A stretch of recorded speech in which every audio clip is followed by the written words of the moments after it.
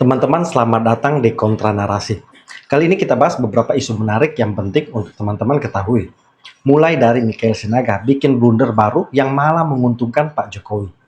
Ada juga perdebatan Pitra Romadhoni dan Abdul Ghafur yang terjadi di belakang layar, yang memperlihatkan Abdul Ghafur seperti mau menangis. Ada juga penegasan dari pengacara Egy Sujana yang akan melaporkan Ahmad Kosinudin. Selain itu, ada juga pengakuan Rustam bahwa dia dijebak Egy Sujana sehingga menjadi tersangka. Dan di sini kita bisa ukur level intelektualitas seorang Rustam. Tak perlu berlama-lama, yuk kita simak satu persatu. Pertama, Michael Sinaga bikin blunder untuk kubu Roy Suryo. Iya Pak Joko Widodo.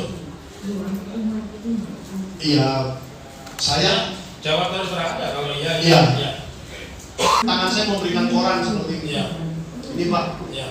Ya. Lalu pertanyaan saya selanjutnya, berarti Anda melihat sosok wajah Pak Joko Widodo. Oh iya, jelas. Pada teman-teman semuanya, sesuai fakta-fakta sebagaimana terungkap di persidangan pada hari ini, memang benar agendanya adalah memberi kesempatan kepada penggugat untuk menghadirkan saksi-saksi fakta guna membuktikan atas dalil-dalil gugatannya. Namun yang terjadi justru kami merasa diuntungkan. Mengapa demikian? Mulai dari keterangan saksi Michael Benyamin Sinambela, ya, Sinaga, seorang wartawan, di dalam keterangannya bahwa benar dia telah menyaksikan secara langsung berupa media koran atau media cetak koran Kedaulatan Rakyat, di mana di dalam koran Kedaulatan Rakyat tersebut terdapat adanya salah satu nama Pak Joko Widodo sebagai peserta si penmaru yang telah dinyatakan lulus sebagai mahasiswa Fakultas Kehutanan UGM di tahun 1980 waktu itu. Untuk selanjutnya, saksi Michael ini juga memberikan suatu keterangan yang pada pokoknya bahwa benar dia telah diberitahu oleh Pak Roy Suryo ketika melakukan pemeriksaan terhadap karya ilmiah para mahasiswa dalam bentuk skripsi di perpustakaan UGM yang terjadi tidak sebatas skripsinya Pak Jokowi, tapi ada beberapa skripsi. Ini keterangan saksi. Ya, ada beberapa skripsi juga terdapat adanya ruang tanda tangan penguji yang belum ditandatangani.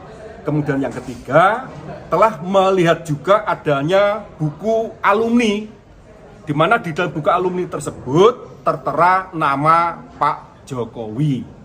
Nah, masalah di dalam buku alumni tersebut terdapat adanya data yang keliru, menurut saya itu hal yang lazim. Misal, mengenai data Pak Jokowi, salah satunya alumni SMA 6 Jogja. Nah, itu ada kemungkinan terjadi adanya suatu kelalaian atau kealpaan dari pihak petugas, dan itu bisa kami konfrontir dengan saksi-saksi yang akan hadir di kemudian. Nah, selain itu, ini yang selama ini selalu disangsikan atau diragukan oleh masyarakat termasuk penggugat mengenai kacamata. Nah, oleh Dr. Bagas, salah seorang dosen UGM yang dihadirkan oleh penggugat untuk memberikan keterangan sebagai saksi fakta, secara tegas dia menyatakan itu waktu untuk foto yang ditempel di ijazah diperkenankan mengenakan kacamata, sepanjang itu bukan kacamata hitam. Dan terbukti bahwa saksi Bagas dari Fakultas Teknik Program Studi Teknik Nuklir, di dalam ijazahnya juga tertera dia mengenakan foto yang berkacamata. Berarti apa yang diragukan oleh masyarakat termasuk penggugat selama ini bahwa Pak Jokowi mengenakan kacamata dianggap tidak lazim, terjawablah sudah. Jadi itulah yang ingin kami sampaikan kepada saudara-saudara. Sedangkan untuk saksi Komarudin kami memang sengaja tidak bertanya, dan itu sudah saya kemukakan di persidangan, mengingat apa yang disampaikan sebatas testimoni ketika dia melakukan gugatan dalam rangka untuk mendapatkan ijazah Pak Jokowi supaya diperlihatkan. Pak Irfan, Terima kasih. Pak Irfan tadi kan juga menyebut soal Dewan Pembina dan narasi Pak Jokowi itu. Ya. Jadi sepanjang dalam fakta persidangan tidak pernah adanya suatu SK dan tidak adanya saksi yang melihat bahwa benar Pak Jokowi pernah dilantik sebagai Dewan Pengawas Danantara, maka dalil gugatan penggugat yang mengklasifikasi bahwa Pak Jokowi sebagai penyelenggara negara itu tidak terbukti.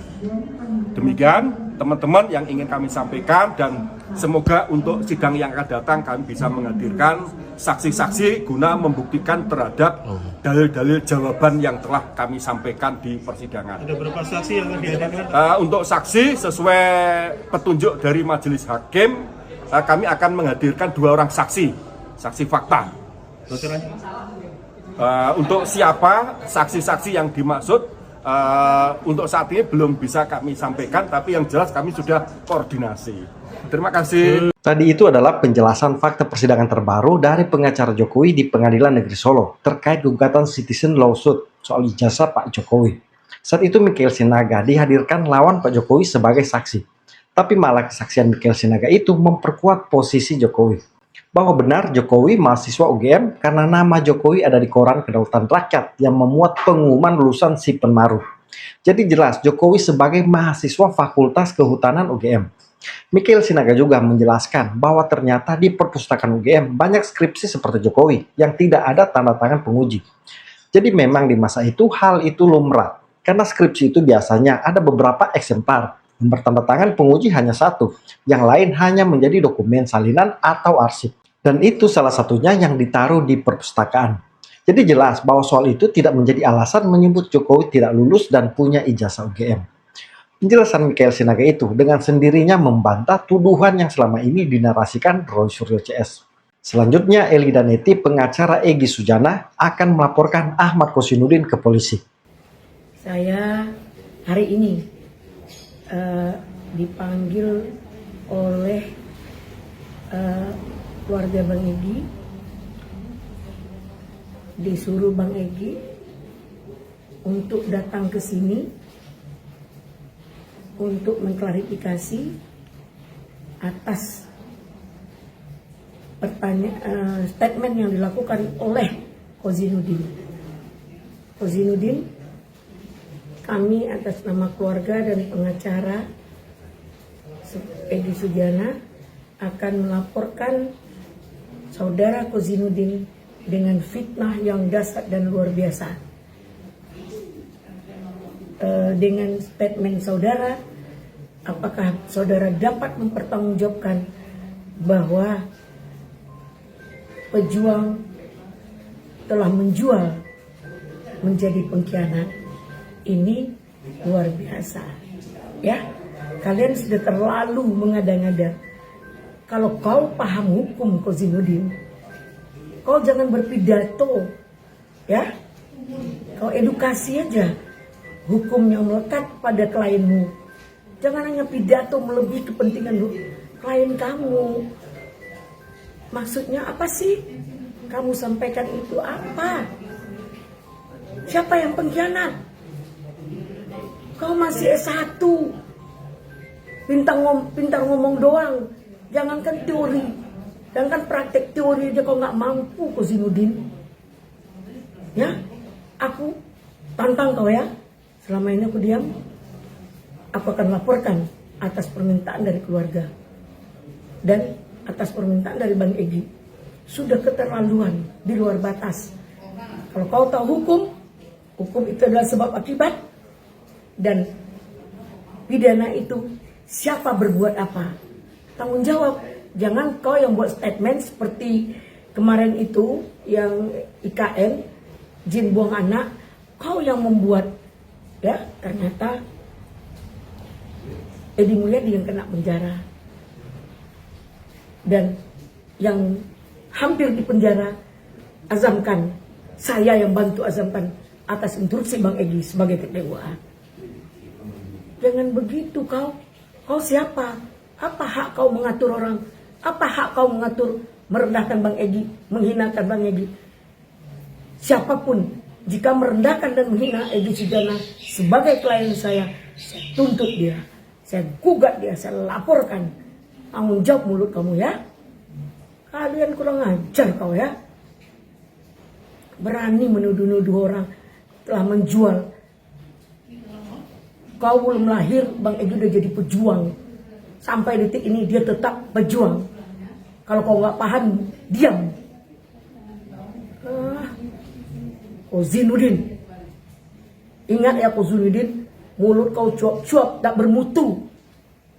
Kau masih anak kecil, senior-senior kau ceramahi seperti kau udah hebat. Kau nggak tahu diketawain orang. Kau rasa kau hebat? Hah? Kau duduk dengan saya berdebat tentang hukum, ya? Tapi jangan di media yang mencerminkan kebusukan dan keburukan. Tahu kau? Pengacara itu debatnya di pengadilan. Karena satu pengacara ada 10 bahkan 100 pendapat. 10 pengacara bisa 1000 pendapat. Gak bisa kau larang-larang pendapat hukum orang dengan merasakan kau yang benar, kita yang tidak benar. Jika tidak membersamai, jika tidak sepakat dengan kau, berarti kau anggap orang musuh. Oke, siap untuk musuh dengan seorang Zainuddin. Ya, cari kau dan tantang kau ya. Zainuddin, aku cukup diam ya. Kau rendah-rendahkan Egy Sujana, berarti kau mengendahkan kami Hizbullah dan Eli Daneti sebagai pengacara keluarga besar Egy Sujana. Haram hukumnya kalian merendahkan dan memfitnah Egy Sujana. Jangan kalian sebut nama Egy Sujana, ya. Alasan kuat Bang Egy akhirnya mengambil langkah hukum untuk melaporkan Zainuddin sendiri. Sementara kan sebelumnya satu barisan tuh. Apa mungkin alasan kuatnya, Bun? Karena terlalu keterlaluan, memfitnah, terus memberikan hal yang sangat menyakitkan. Seolah-olah kita ini pengkhianat, dialah yang hebat. Dia nggak siapa-siapa. Siapa sih dia? Siapa kau? Hah? Siapa kau, Zainuddin? Ku cari rumahmu ya. Siapa kau? Berani bilang orang menjual pejuang jadi pengkhianat. Aku tahu kau ya. Jangan kau menjadi tukang adu domba. Sudah lama aku biarkan kau adu domba. Sudah lama aku biarkan kau merendah-rendahkan kita. Kalau kalian mau buat apa yang kalian lakukan. Kami apa yang kami lakukan, tidak ada hak kau untuk menghina dan memfitnah. Semua kita tahu bagaimana mengedukasi hukum, bagaimana menarasikan hukum, bagaimana memberikan konstruksi hukum dengan benar dan baik. Tidak fitnah. Dan dapat kami pertanggungjawabkan. Jika kau mau, siap. Saya tantang kalian. Siapa yang merasa restoratif justice ini tidak sah, saya tantang. Kalau tidak puas, itu hak kalian. Ya, itu hak kalian. Karena apa yang kalian lakukan juga kita tidak puas loh. Ya. Oke. Ibu, tapi apakah ini merupakan peringatan dulu atau somasi atau langsung tidak? Ini peringatan. Ya. Nah, saya akan cari dia. Bisa saja somasi itu langsung. Saya akan cari dia, ketemu dia. Dapatkah dia mempertanggungjawabkan dari mana jual beli itu? Berapa sih pejuang dijual sebagai pengkhianat? Siapa yang membeli? Berapa nilainya?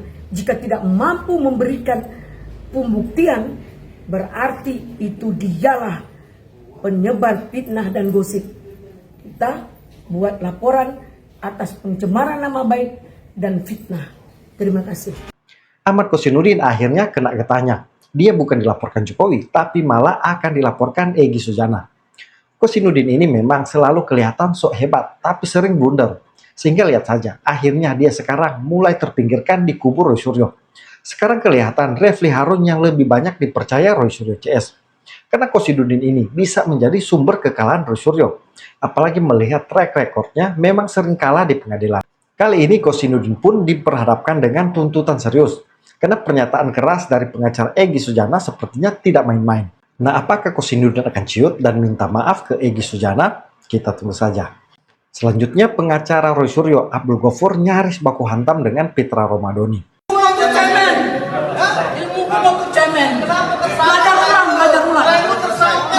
Mohon maaf ya Bang Ramadhani ya, sebenarnya itu sesuatu yang tidak pantas Anda kemukakan di sini karena Bukan, itu bukan wajar dong saya tanya. Iya, Karena saya lihat kemarin Anda kan seorang pengacara, Anda seharusnya membela hukumnya saja. Anda lari dari perdebatan Berarti Anda substansi subjektif. kita. Bukan lari, ini kan konteks ijazah juga yang saudara Oke, bahas. kalau gitu pertanyaan Ya, saya ya, samakan dengan Bang Anda Fitra. masuk ke dalam ruang lingkup Bukan, ruang bukan. pribadi Saya saya. wajar menanya. Baik. Seharusnya Anda jangan bertanya gitu Nggak, dong. Kita Anda berada di nggak atas begitu. kasusnya. Anda nggak etis kok bertanya begitu. Iya, ini Anda kasus nggak juga yang nggak, dibahas, Anda karena gini, Anda tuh kalau saya mungkin perhatikan ada ya, kekecewaan Anda tuh saya saudara perhatikan, terhadap Anda tuh Egy nggak punya Sujana etika sehingga melakukan Anda nggak punya aturan etika tersebut. ketika Anda Berbicara tidak mampu etika, memberikan Anda argumentasi berbicara hukum. etika, nggak Anda layak Anda berbicara etika di situ. Ya kan Wajar saya tanya, itu harusnya persoalan Anda jangan pribadi nangis saya. dong. Baik, abang-abang, Anda waktu nggak punya etika, Baik. Anda nggak paham hukum, nggak punya etika, nggak ngerti hukum acara pidana. Nah, sengaja Anda tahan, menyerang Bang Fitra. bukan saya. Anda Waktu menjadi kita tersangka. terbatas. Lah, Tapi gitu loh. saya mau imbang ketika tadi Harusnya menanyakan kamu, keyakinan kamu, kepada Bang kamu, Fitra. Harusnya tiru. Baik, Bang Fitra tahan dulu. Edi dan Neti itu dia berhasil. Terakhir, Kamu nggak punya keyakinan etika. Lo dan semua rakyat Indonesia tahu. Lo itu kalau lo kalah debat, lo nggak bisa jawab pertanyaan-pertanyaan gua. Lo ngamuk gua. Lo yang menilai rakyat yang menilai. Hukum lo tuh cemen. Hukum lo tuh cemen. Ilmu hukum lo tuh cemen. Ilmu hukum lo tuh cemen. Belajar ulang, belajar ulang. Belajar ulang. Belajar ulang. Ngerti apa-apa dari S3 ya? Kasihan lah. Kasihan ya dia S3 sudah. Kasihan ya ini sudah ada S3 ya. Kasihan ya. Kasihan. Lu harusnya bebasin tuh ilmu. Yang menarik ini terjadi di luar studio. Kelihatan Abdul Ghaffur memang tersinggung ketika berdebat dengan Fitra Romadhoni. Karena Fitra menyinggung saat dia menangis ketika bicara soal Egy Sujana. Tapi itu memang fakta. Abdul Ghaffur memang menangis. Saya minta kepada Bang Egy, api perjuangan itu tidak boleh padam. Tetap berjuang, meskipun nyawa taruhannya. Karena itulah semangat kita sebagai aktivis, semangat kita sebagai advokat. Jangan gadaikan itu di hadapan penguasa yang zalim sekalipun. Karena itu nilai yang ada dalam diri kita. Sebagai aktivis HMI, kita dididik untuk katakan lawan kepada ketidakadilan. Namun kelihatan Abdul Ghaffur malu dengan hal itu. Saat adu mulut itu juga terdengar nada suara Abdul Ghaffur seperti kembali mau menangis. Jadi pantaslah Fitra Romadhoni menyebut Abdul Ghaffur sebagai pengacara cemen. Berikutnya pengakuan Rustam bahwa dia jadi tersangka gara-gara Egy Sujana. Ketika dia sepulang dari Solo, dia yang salah, dia yang dapat ampunan dari Jokowi, dia yang pecat kita. Jadi lucu juga kan? Jadi bilang saya sekarang ketua lagi katanya. Kemarin semenjak dia kabur dia ganti tuh ke Om Muslim Arbi.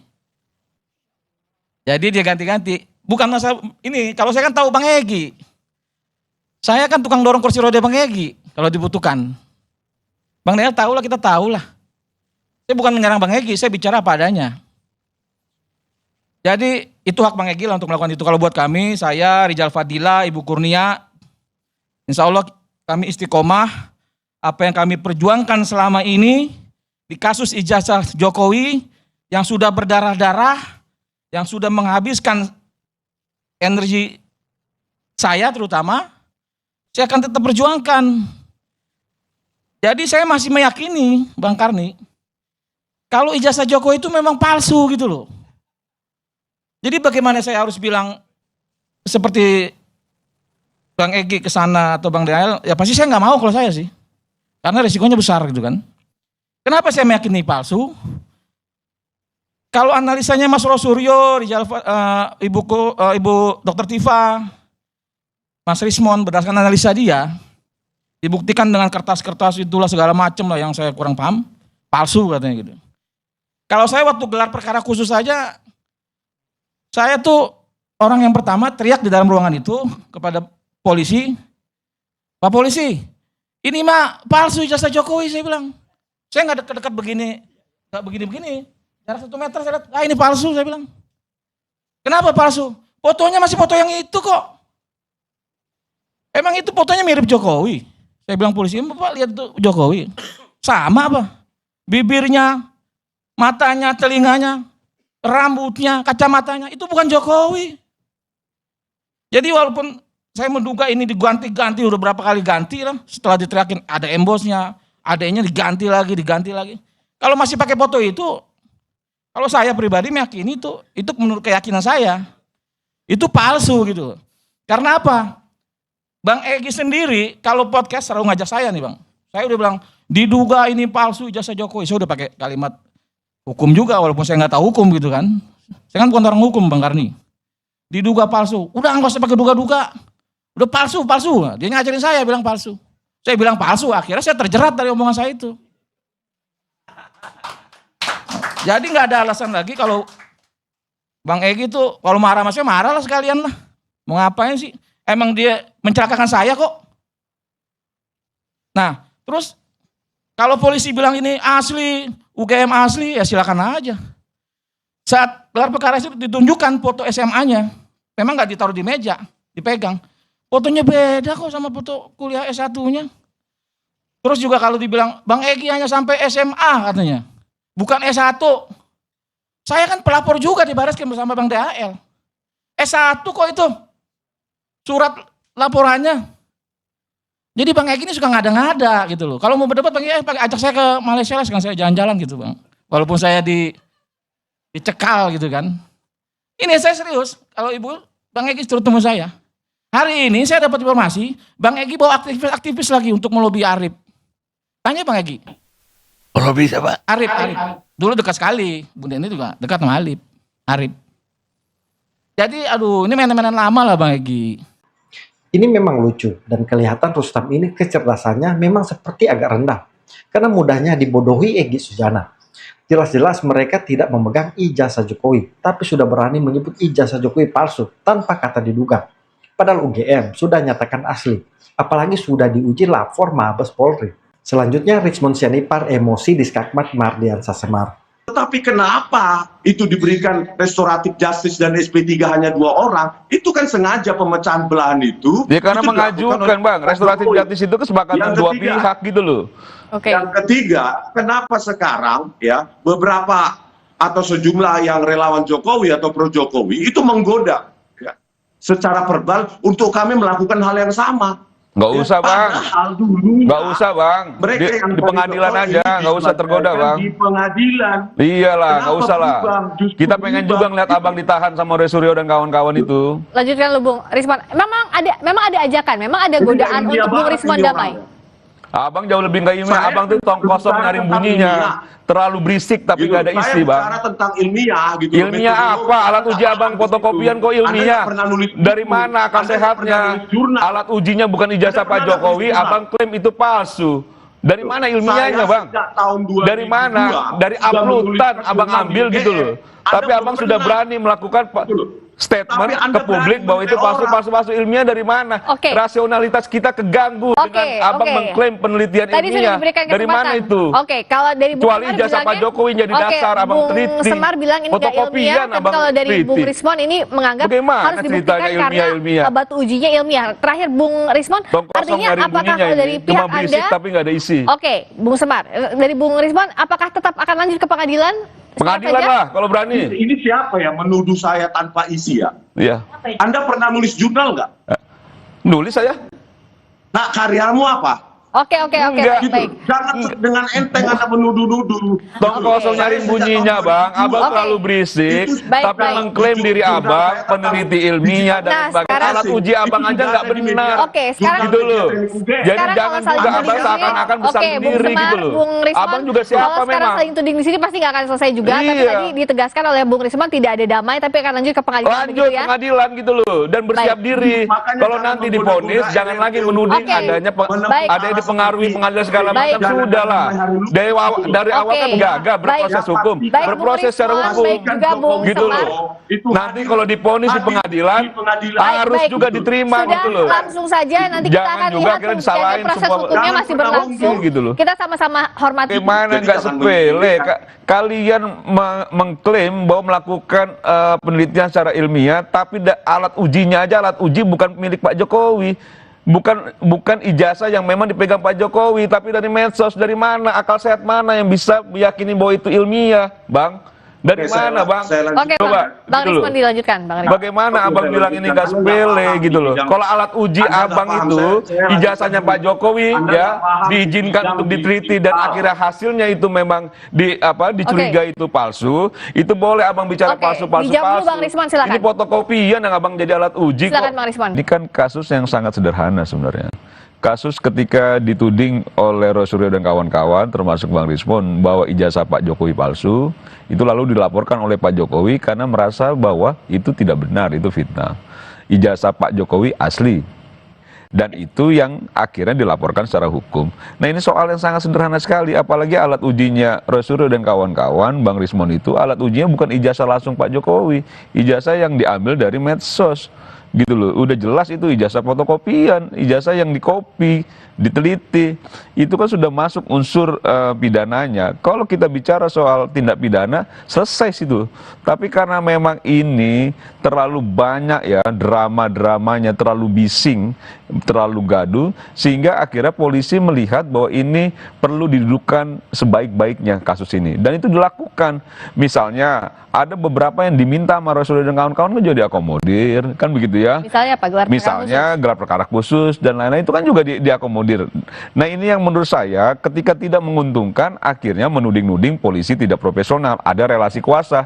Pak Jokowi kalau memang dianggap punya kekuasaan penuh terhadap kepolisian pada saat ini yang beliau sudah pensiun ya, sudah tidak lagi menjabat, mungkin itu bisa dibuktikan bahwa tersangkanya nggak baru kemarin dari awal. Pilih-pilih, saya ke Bang Rismon dulu. Jadi sebenarnya yang dianggap pelanggar HAM, yang dianggap oleh Bang Rismon, Bung Roy juga Dr. Tifa itu apa sih?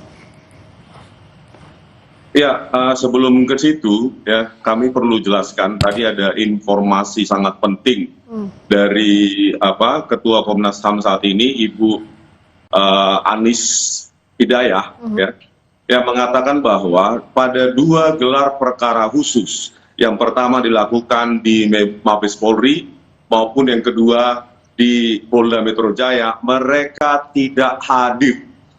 Jadi keterlibatan mereka pada 2 gelar perkara khusus itu tidak ada sama sekali. Jadi mencatut ya baik Mabes Polri maupun Polda Metro Jaya itu mencatut sengaja nama Komnas HAM seolah-olah hak-hak asasi kami sebagai peneliti itu sudah terpenuhi pada 2 gelar perkara khusus tersebut. Ini info yang sangat menyakitkan hati kami, ya. Bagaimana kepolisian, Mabes Polri dan Polda Metro Jaya sengaja mencatut nama Komnas HAM, padahal mereka tidak hadir. Itu info A1 langsung dari Ibu Anis Hidayah ya sebagai Ketua Komnas HAM. Yang kedua, apa yang kami laporkan adalah bagaimana relasi kuasa yang terjadi pada pertemuan ya Bang Egy Sujana pada 8 Januari di Solo. Itu bisa Pak Jokowi sebagai pelapor memerintahkan kepolisian ya dalam hal ini di Reskrimum Polda Metro Jaya langsung ada di sana, yaitu Kombes Iman Imanuddin dan orang yang memeriksa kami yaitu Kepala Unit Kamnek 5 Ibtu Rosadi ada di sana, langsung diperintah-perintah seperti itu. Terus di mana? Ini kan penyidikan ini sangat bias. Joko Widodo sebagai pelapor itu masih punya kendali penuh pada kepolisian. Inilah makanya kami ingin mengajukan ya bahwa ya hasil forensik Polri layak diragukan. Sangat layak diragukan karena relasi kuasa tersebut. Ya, oleh karena itu kami ingin lapor luar negeri agar tidak bisa diintervensi. Ada di Singapura, ada di Jepang, ada di Korea Selatan, ada di Australia. Jadi Anda meragukan hasil dari lapor Polri tadi menganggap kalau Bung Rismon ada relasi kuasa, termasuk juga ada temuan kalau dari informasi yang didapatkan Bung Rismon tidak ada Komnas HAM pada saat gelar perkara khusus. Silakan Bung Semar. Ya, pertama saya mau respon begini ya, kalau dianggap Pak Jokowi itu memiliki kendali terhadap kepolisian, mungkin Bang Rismon dan kawan-kawan nggak cuma belakangan ini jadi tersangka, dari awal juga sudah bisa jadi tersangka. Dan sekarang juga udah dilakukan penahanan ya. Karena memang kita lihat sejak awal kan on the track ya, kepolisian sudah cukup profesional dan proporsional dalam menangani perkara ini yang sudah menjadi perhatian publik. Jadi kan sekarang Roy Suryo dan kawan-kawan termasuk Bang Rismon itu mencoba untuk melakukan perjuangan membela dirinya ke Komnas HAM dan lain sebagainya, silakan saja, itu haknya ya. Tapi kan sejak awal kita semua tahu, sejak awal justru yang menantang-nantang itu kan Roy Suryo dan kawan-kawan untuk dibawa ke proses hukum, untuk dilaporkan dan lain sebagainya. Itu jejak digital yang tidak bisa dihapus. Nah, ketika sudah dilaporkan oleh Pak Jokowi dan akhirnya berproses, sekarang membangun narasi, orang menyampaikan kritik, orang melakukan penelitian, kok dikriminalisasi. Nah, ini yang menurut saya memang akhirnya mungkin Roy Suryo dan kawan-kawan tidak menduga bahwa proses hukum itu bisa berlanjut seperti saat ini, yang akhirnya memang kasusnya sudah pelimpahan ke kejaksaan, bahkan sudah ada perpecahan juga di antara 8 tersangka ini ketika Bang Egy mengajukan restoratif justice dan keluar SP3. Berarti kan sudah tidak solid. Dugaan kita selama ini bahwa kapalnya sudah oleng, udah betul-betul oleng, dan mungkin sebentar lagi karam.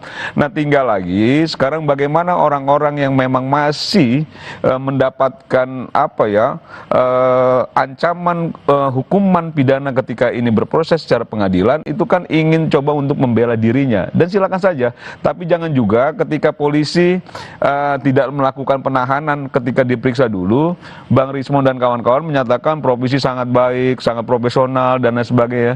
Sekarang ketika tidak menguntungkan, menganggap polisi dikooptasi, polisi itu masih pengaruh Pak Jokowi. Ini yang menurut saya narasi-narasi yang dibangun, narasi-narasi yang sesat ke publik, dan sebenarnya akhirnya mengganggu juga gitu ya kondusivitas yang secara akal sehat itu sudah tidak masuk akal ya. Bung Rismon tadi meragukan adanya relasi kuasa dalam proses restoratif justice-nya Bang Egy dan juga Bang Damai. Tapi untuk kasus yang klaster Anda yang dilimpahkan ke kejaksaan, Anda melihat prosesnya sudah sesuai dengan jalurnya, sudah on the track atau tidak? Sesaat lagi di Sapa Indonesia Malam kita bahas.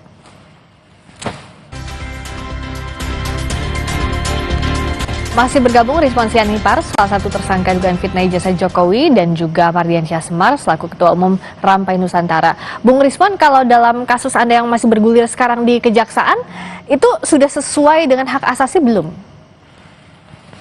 Iya, itu juga yang bagian dari yang kami laporkan tadi ke Komnas HAM, bahwa ya bagi kami pelimpahan berkas ke kejaksaan itu terlalu prematur, karena sempat Polda Metro Jaya menjanjikan kepada kami bahwa ahli kami dan saksi ada charge kami itu diperiksa dulu, begitu loh.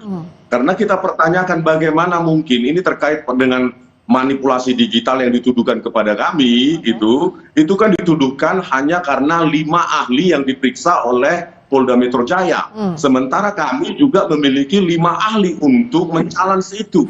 Ya, seperti Profesor Dr. Tono Saksono, seperti Profesor Henry Subiakto, Dr. Rido Ramdhani, belum juga dengan Dr.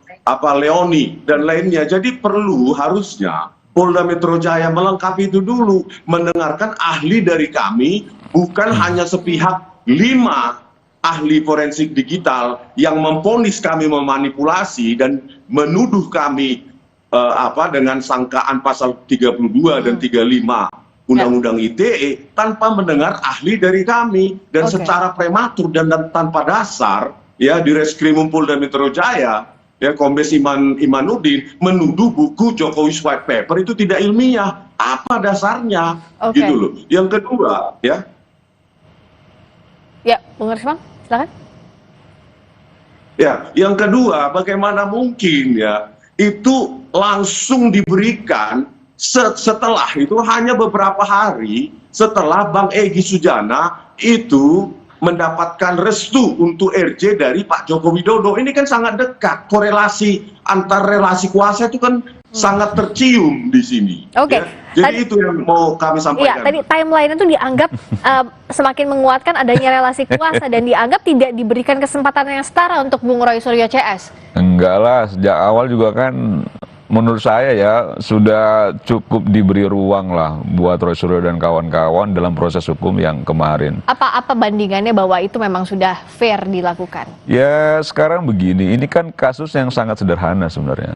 Kasus ketika dituding oleh Roy Suryo dan kawan-kawan, termasuk Bang Rismon, bahwa ijazah Pak Jokowi palsu, itu lalu dilaporkan oleh Pak Jokowi karena merasa bahwa itu tidak benar, itu fitnah. Ijazah Pak Jokowi asli. Dan itu yang akhirnya dilaporkan secara hukum. Nah ini soal yang sangat sederhana sekali, apalagi alat ujinya Roy Suryo dan kawan-kawan, Bang Rismon itu alat ujinya bukan ijazah langsung Pak Jokowi, ijazah yang diambil dari medsos, gitu loh. Udah jelas itu ijazah fotokopian, ijazah yang dikopi, diteliti, itu kan sudah masuk unsur pidananya. Kalau kita bicara soal tindak pidana, selesai situ. Tapi karena memang ini terlalu banyak ya drama-dramanya, terlalu bising, terlalu gaduh, sehingga akhirnya polisi melihat bahwa ini perlu didudukkan sebaik-baiknya kasus ini. Dan itu dilakukan. Misalnya ada beberapa yang diminta sama Roy Suryo dan kawan-kawan kan juga diakomodir, kan begitu ya. Misalnya apa? Gelar perkara khusus dan lain-lain itu kan juga diakomodir. Nah ini yang menurut saya ketika tidak menguntungkan akhirnya menuding-nuding polisi tidak profesional, ada relasi kuasa. Pak Jokowi kalau memang dianggap punya kekuasaan penuh terhadap kepolisian pada saat ini yang beliau sudah pensiun ya, sudah tidak lagi menjabat, mungkin itu bisa dibuktikan bahwa tersangkanya nggak baru kemarin dari awal. Pilih-pilih Bang Risman, kalau ada yang dianggap tidak menguntungkan, dianggapnya itu nggak fair, seperti yang ditudingkan oleh Bung Semar tadi. Ya, saya mau menanggapi ya bahwa ini kasus ringan, kasus sepele, ini kasus susah, kasus rumit. Kenapa? Bagaimana? Ya? Kenapa? Manipulasi digital itu kan harus ditentukan, dibuat secara spesifik mana yang kami manipulasi, bagaimana metode kami disebutkan itu manipulasi. Ini kan perlu pandangan dua ahli, ya, baik dari pihak Pak Jokowi atau pihak Polri maupun pihak kami. Ini bukan masalah sepele, Bang Semar. Ya, Anda mungkin nggak paham bidang ini. Bagaimana nggak sepele?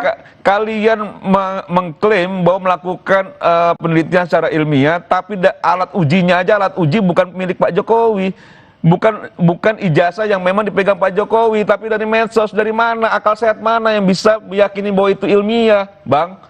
Dari mana, Bang?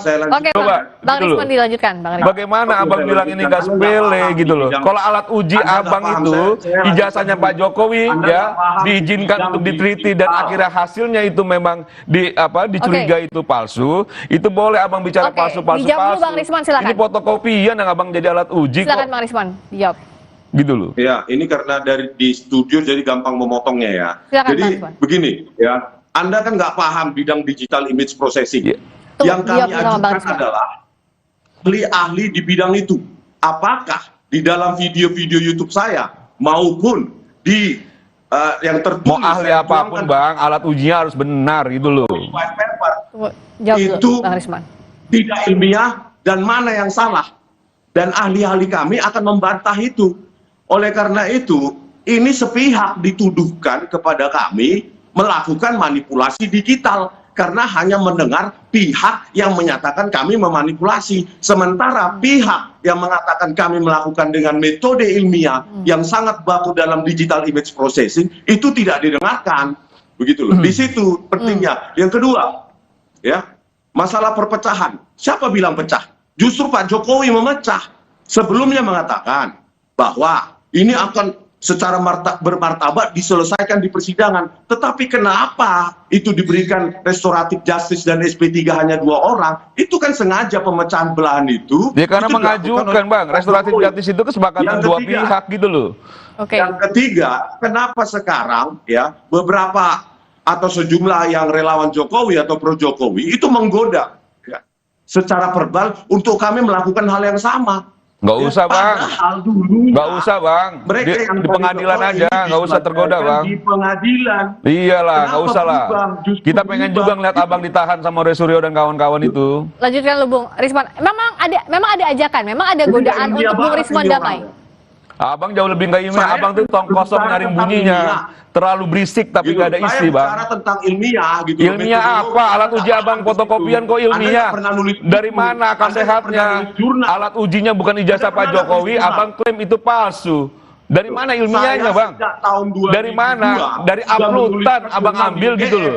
Tapi Abang sudah berani melakukan statement ke publik bahwa itu palsu ilmiah. Dari mana? Rasionalitas kita keganggu dengan Abang mengklaim penelitian Tadi sudah ilmiah. diberikan Dari mana kesempatan. itu?